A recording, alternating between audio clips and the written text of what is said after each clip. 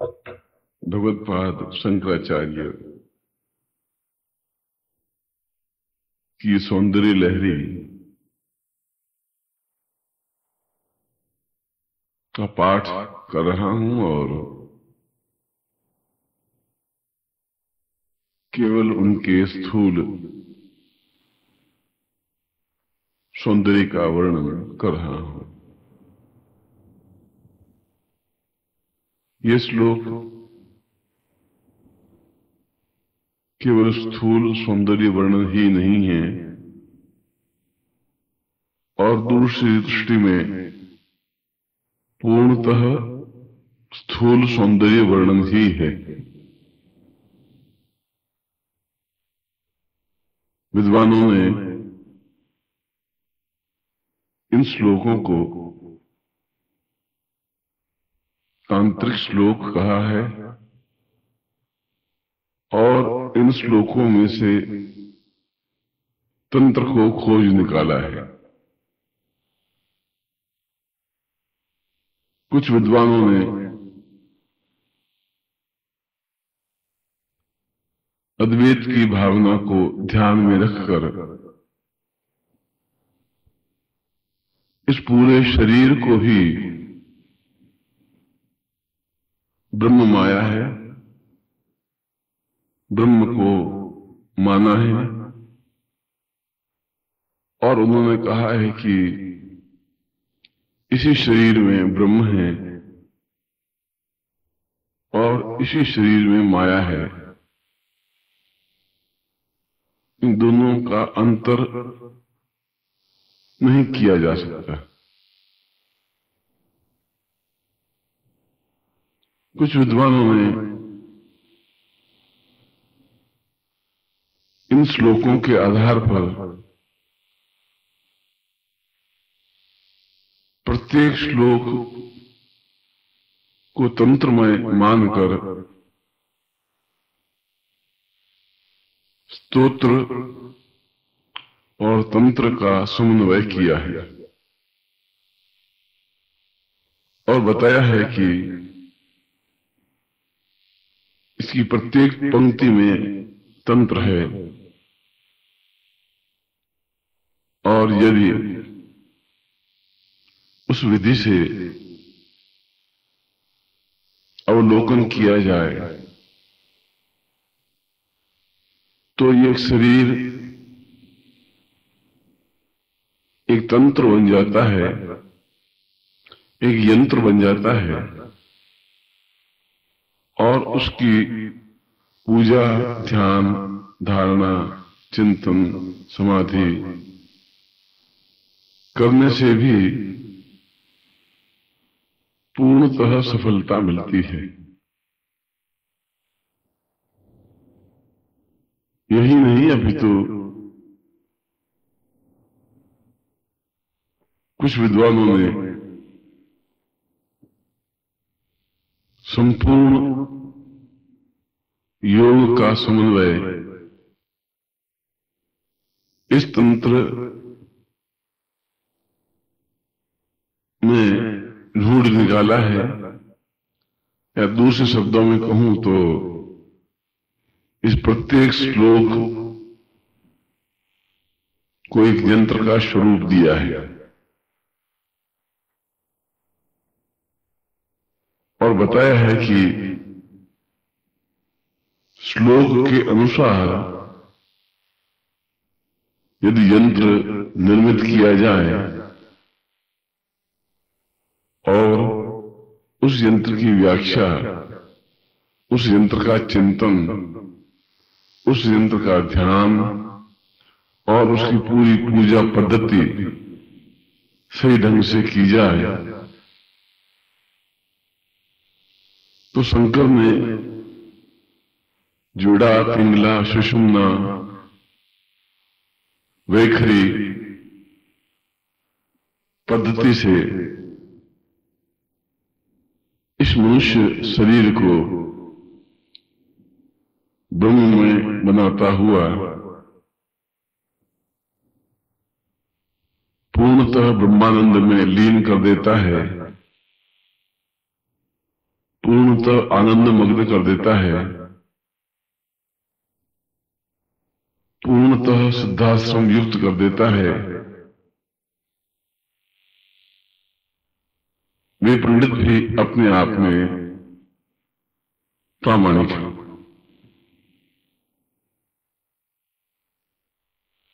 और आगे चलकर कुछ विद्वानों ने इस बात को स्वीकार किया है कि ये श्लोक केवल तंत्र की व्याख्या नहीं है, केवल यंत्र का चित्रण नहीं है, अभी तो ये श्लोक आयुर्वेद की दृष्टि से अपने आप में अन्यतम है, क्योंकि भगवत्पाद शंकराचार्य जहां एक और पूर्णतः तंत्रमय है, अद्वैतमय है, ब्रह्ममय है, वहीं एक अद्वितीय चिकित्सक भी हैं, आयुर्वेदज्ञ भी हैं, और वे जहां जहां से निकलते हैं वहां वहां वनस्पतियां स्वयं खड़े होकर हाथ जोड़कर अपना परिचय, अपनी उपयोगिता, अपनी सफलता और इस मलमूत्र भरे मानव देह को किस प्रकार से जीवित रखा जाए जिससे कि इसके अंदर उस ब्रह्म का निवास बना रह सके, इसकी व्याख्या भी इस श्लोक में की गई है। और सबसे अंत में विद्वानों ने इस रहस्य को सही ढंग से स्पष्ट नहीं कर सके कि इस श्लोक का प्रत्येक पद मंत्रमय है। यदि श्लोक के प्रथम शब्द को लेकर और चारों पंक्तियों के एक एक वाक्य को लेकर मंत्र की रचना की जाए तो वह तंत्र का एक अद्भुत अनिवर्चनीय मंत्र बन जाता है। और इस मंत्र के प्रभाव से व्यक्ति माया के बंधन से छूटकर पूर्णतः ब्रह्ममय बन जाता है।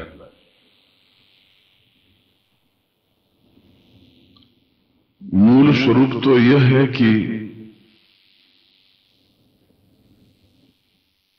मनुष्य माया के बंधन से मुक्त हो जाए।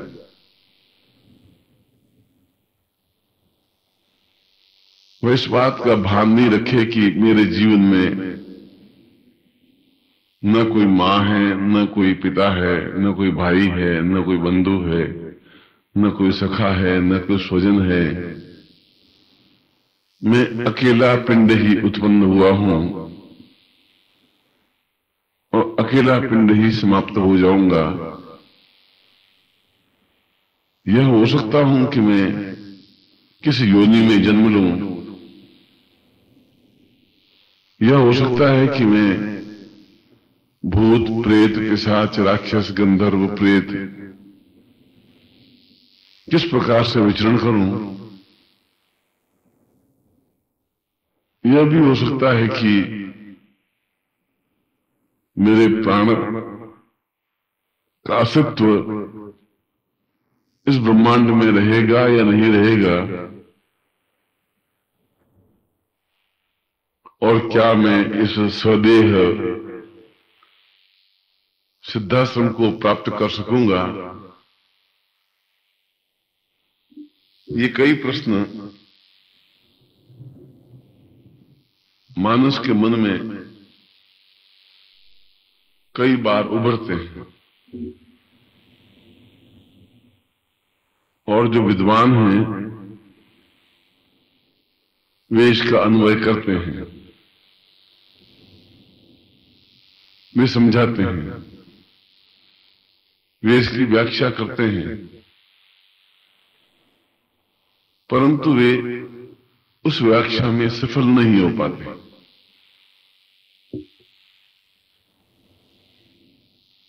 इस दृष्टि से देखा जाए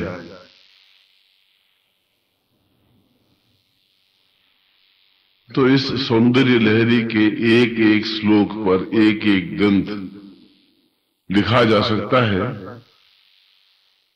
और बृहदाकार ग्रंथ लिखने के अनंतर भी पंडित विद्वान इस बात का ही निर्णय नहीं कर पाते कि क्या मैं जो कुछ कहना चाहता था वह इस श्लोक में कह भी पाया हूं या नहीं। फिर श्लोक का आकार और आधार बृहद दिखाई देता है, और इस विद्वान को अपना अन्वय, अपना चिंतन और अपना अर्थ अत्यंत लघु प्रतीत होता है।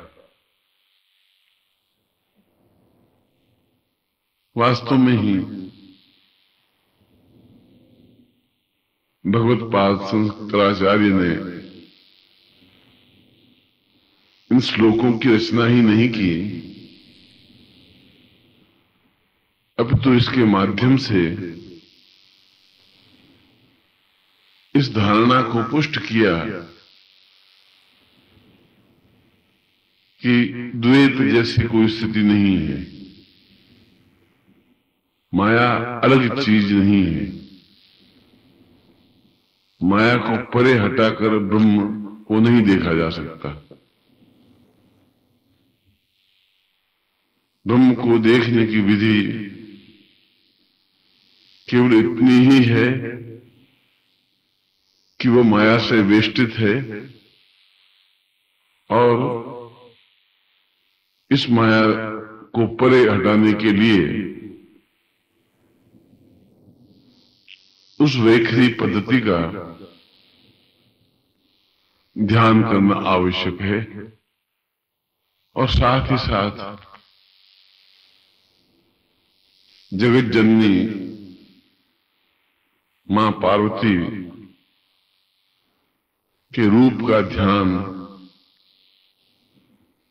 अपने अंदर बसा ले,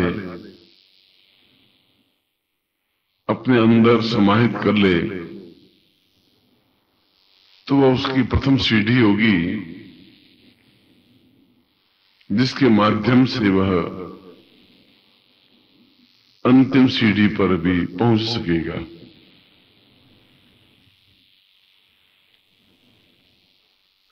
मैं चाहता था कि एक एक श्लोक इस प्रकार सातों तरीकों से वर्णन विवरण दूं, परंतु क्या इस प्रकार सामान्य भद्रजन इतने गोपनीय रहस्य को समझ पाएंगे? क्या वे इतने सरल तरीके से तंत्र को देख पाएंगे? क्या वे इतने सामान्य तरीके से इस ब्रह्म से माया को अलग करके अनुभव कर सकेंगे। क्या कोई आयुर्वेदिज्ञ इन श्लोकों में निहित उन वनस्पतियों का अध्ययन कर सकेगा जो कि इसमें सन्निहित है? क्या इस श्लोकों के माध्यम से योग की पूर्ण मीमांसा कर सकेंगे, जिसके माध्यम से मूलाधार से उठकर कुंडलिनी सहस्रार तक पहुंचती है? और क्या वे जीव और जगत, ब्रह्म और माया, देह और नश्वरता, संसार और श्रद्धाश्रम के भेद को अनुभव कर सकेंगे?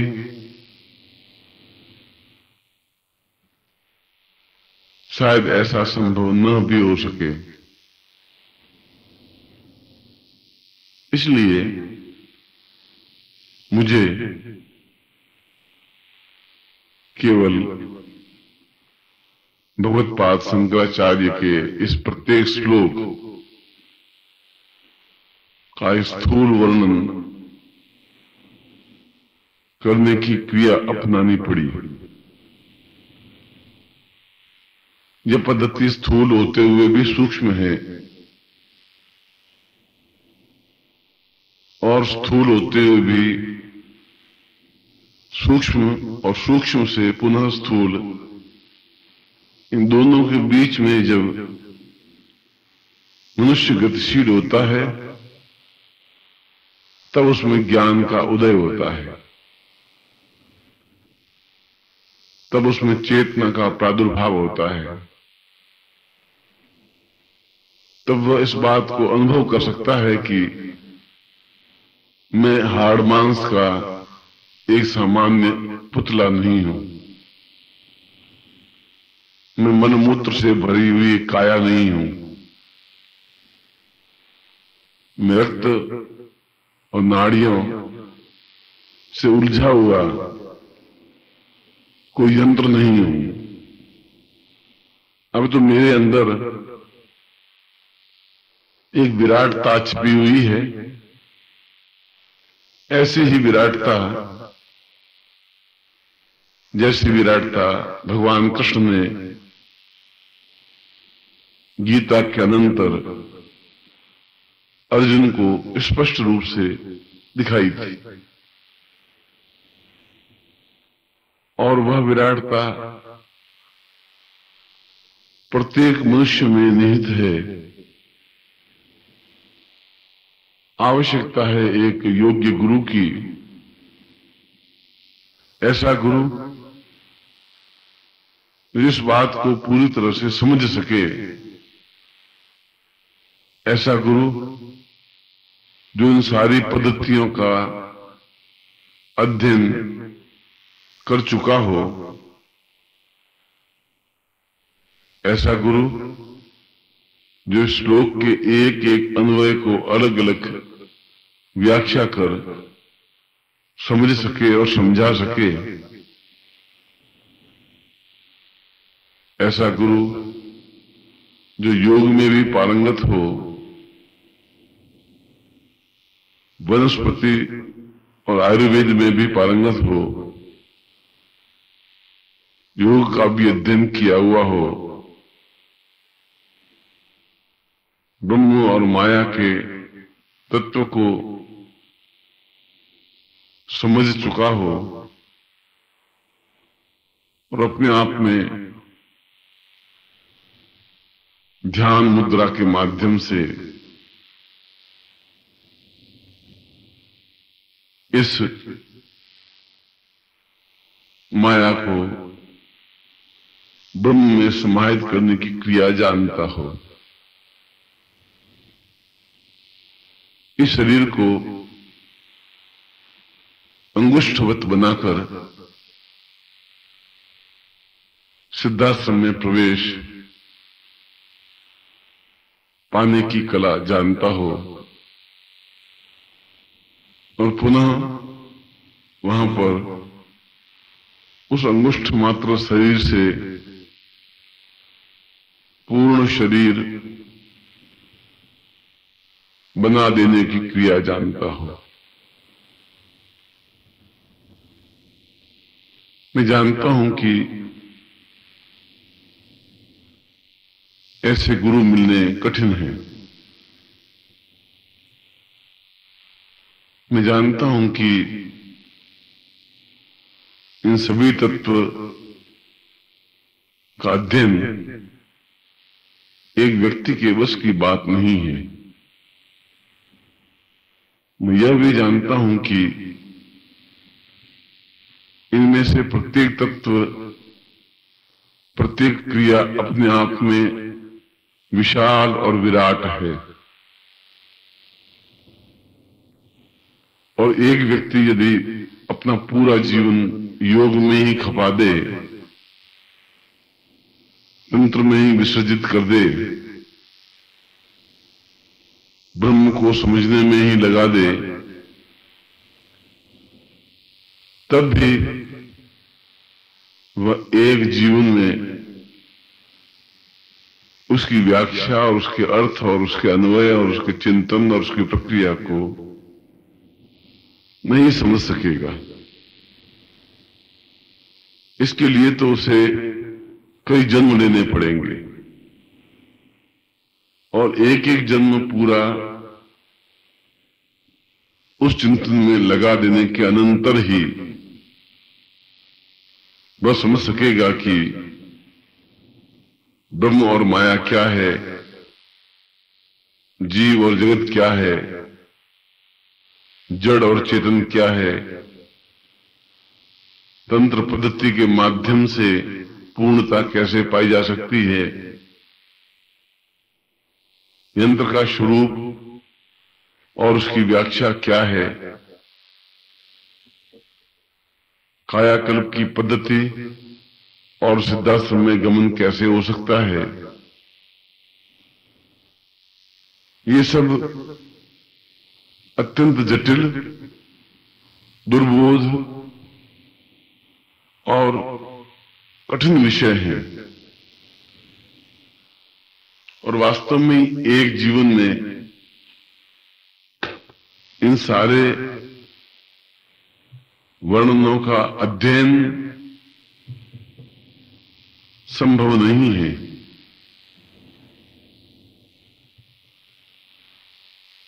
परंतु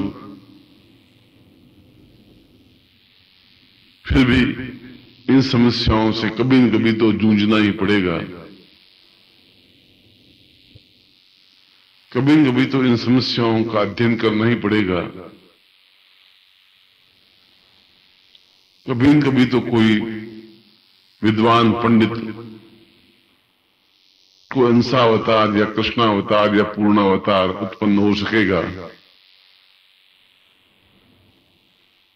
जो भगवत्पाद शंकराचार्य के प्रत्येक श्लोक को बड़ी प्रकार से समझ सके।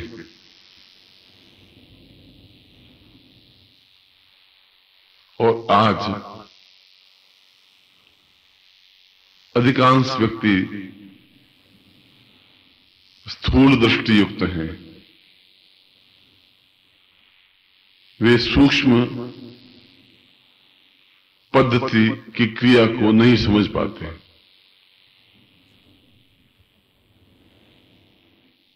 और यह तब तक नहीं समझ सकते जब तक उसे अद्वितीय गुरु की प्राप्ति न हो जाए। और अद्वितीय गुरु प्राप्त होने के अनंतर भी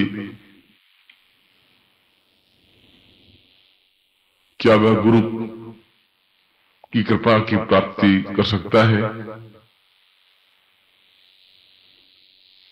क्या जो शास्त्रों में वर्णित है उसके अनुसार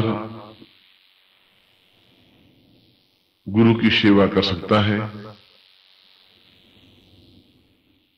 चाहे वेदों में और पुराणों में, उपनिषदों में और श्रुतियों में, स्मृतियों में और चिंतनों में,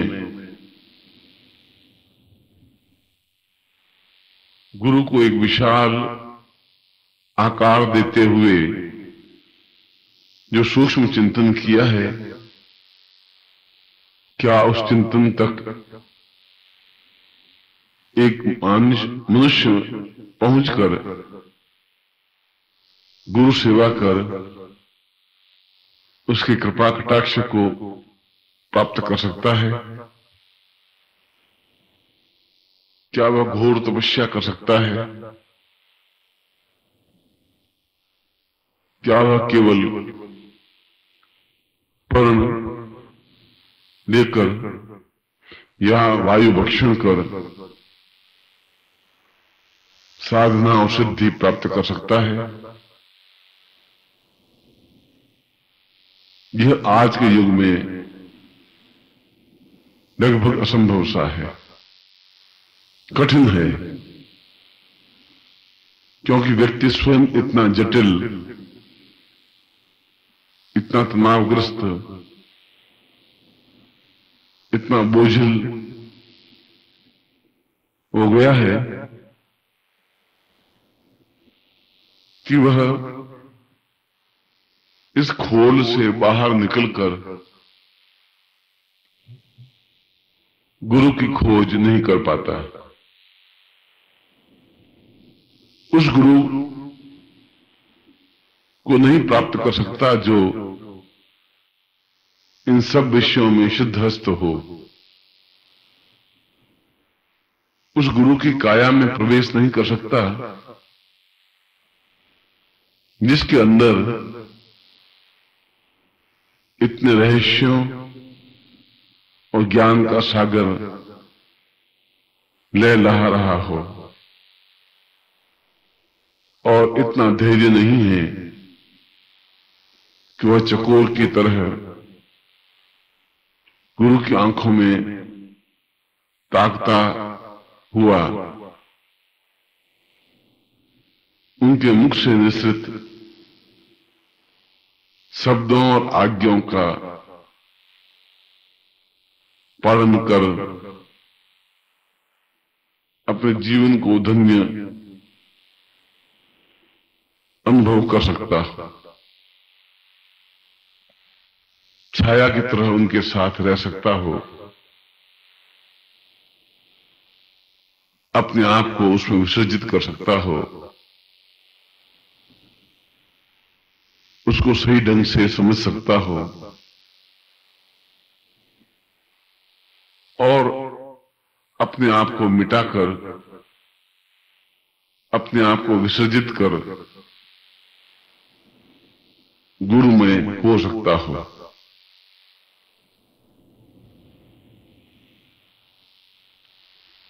असंभव तो कुछ नहीं है, कठिन अवश्य है। गौरी शंकर पर पांव रखना असंभव नहीं है, परंतु कठिन अवश्य है। आकाश को छूना और पृथ्वी की गहराई नापना असंभव नहीं है, परंतु कठिन अवश्य है। मानसरोवर की सुंदर धारा में डुबकी लगाना असंभव नहीं तो कठिन अवश्य है। और जब तक वे गौरी कुंड को समझ नहीं सकेंगे, तब तक हिमालय को भी नहीं समझ सकेंगे, तब तक मानसरोवर को भी नहीं समझ सकेंगे, तब तक अपने अंदर जगत जननी के स्वरूप को धारण भी नहीं कर सकेंगे, तब तक उनके मन में ज्ञान का उदय भी नहीं हो सकेगा।